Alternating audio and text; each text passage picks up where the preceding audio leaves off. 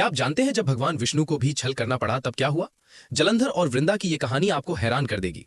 ये कहानी जलंधर और उसकी पत्नी वृंदा की है। ये शिव महापुराण के सबसे भावुक अध्यायों में से एक है।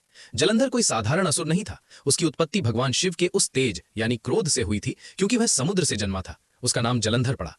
आगे चलकर वो असुरों का राजा बना। जलंधर का विवाह काल नेमी की पुत्री वृंदा से हुआ। वृंदा भगवान विष्णु की परम भक्त और एक पतिव्रता स्त्री थी। वृंदा के सतीत्व और भक्ति में इतनी शक्ति थी कि जब तक वह पवित्र रहती, दुनिया की कोई भी ताकत जलंधर को युद्ध में नहीं हरा सकती थी। वृंदा की भक्ति जलंधर के लिए एक अजेय कवच बन गई थी। अपनी शक्ति के मद में चूर होकर जलंधर ने स्वर्ग पर आक्रमण कर दिया और इंद्र सहित सभी देवताओं को वहां से निकाल दिया। अंत में उसने भगवान शिव को भी चुनौती दी।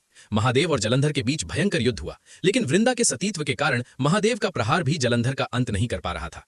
जब देवता हारने लगे तो वे सहायता के लिए भगवान विष्णु के पास गए। विष्णु जानते थे कि जलंधर को मारने का केवल एक ही तरीका है, वृंदा के सतीत्व को खंडित करना। भगवान विष्णु ने जलंधर का रूप धारण किया और वृंदा के महल में पहुंचे। अपने पति को जीवित और विजयी समझकर वृंदा ने उनका स्वागत किया। जैसे ही वृंदा ने छद्म जलंधर का स्पर्श किया, उसका सतीत्व भंग हो गया।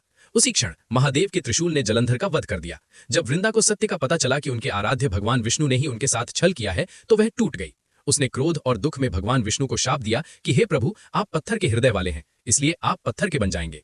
विष्णु जी ने अपना अपराध स्वीकार किया और वे शालिग्राम पत्थर बन गए। लेकिन उन्होंने वृंदा की भक्ति का सम्मान करते हुए कहा कि वह अगले जन्म में तुलसी के पौधे के रूप में जन्म लेगी। भगवान विष्णु ने कहा कि मेरी पूजा तब तक अधूरी रहेगी जब तक उसमें तुलसी का पत्ता ना हो। इसलिए आज भी भगवान विष्णु यानी शालिग्राम और तुलसी का विवाह तुलसी विवाह कराया जाता है।